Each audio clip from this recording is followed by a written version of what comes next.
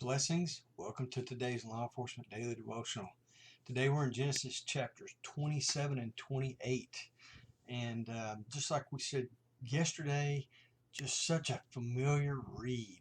I mean, um, it's like coming home. We know these stories. We're very familiar with what happens, but it's always cool when we see something new in the story, something that speaks to us that maybe we didn't see before. But anyway, so today we're looking at Jacob and Esau.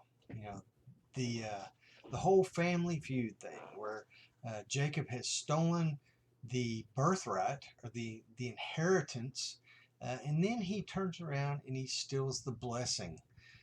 These are two very interesting stories. One of the things that I saw today that I hadn't seen before was the fact that when Jacob stole Esau's blessing, and Esau goes to Isaac and says, "Don't you have anything left for me?" Well, he should have at least gotten the blessing that his brother Jacob would have gotten.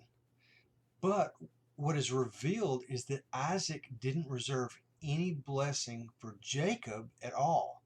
He was going to give everything to Esau. And we know in the biblical principles, the firstborn, who was Esau, gets 2/3 of the birthright, which would have left a third for Jacob. But Isaac wasn't going to do that. He was going to give it all to Esau and rob Jacob. But instead, Jacob and Rebekah turn the tables and he takes the whole thing. And so, man, there's more deceit going on here between all the family members than you can keep up with. You'd need a scorecard. Um, but what the cool thing about this story is that as Jacob leaves the house and he's moving on, he stops in this little place and puts a rock under his head for a pillow. But in 28:16, he makes a statement. He says, "Surely God was in this place, and I did not know it."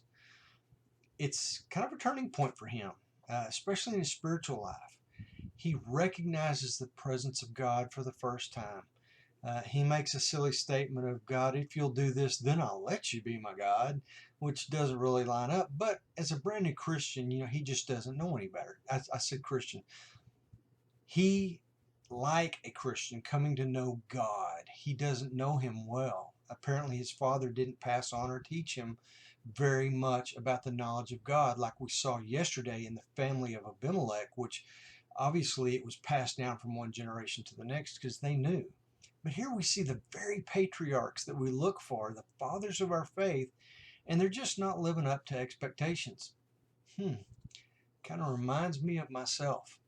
But anyway, Jacob recognizes God, and from this point on, I mean, he starts to show a little growth and a little knowledge in God as he goes along. He ends up being just a good dude, someone worthy of being our patriarch. But I just, as a law enforcement officer, think about that. Do you recognize when you're in the car, whether if you're answering calls or if you're in an office and you're working cases, no matter what your law enforcement job is, no matter what your responsibilities are, do you ever stop at work and go, "God is in this place. He is right here with me." And it may just be a moment of peace, or it could be in a moment of chaos. It could be in the street when you're about to get into the mess. Recognize that God is right there with you. It changes your attitude. It changes your prayer and the ability of your spirit to just open up to God. It's such a cool thing.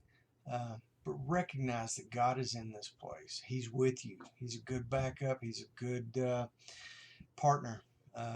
And he's so much more than that. But those are just some law enforcement lingo that we use that really brings us to life and makes sense. So tomorrow's read is Genesis 29 and 30. Read ahead. Let me know what you think. Email me, chuck@fcpo.org. Otherwise, be safe, and I'll see you tomorrow.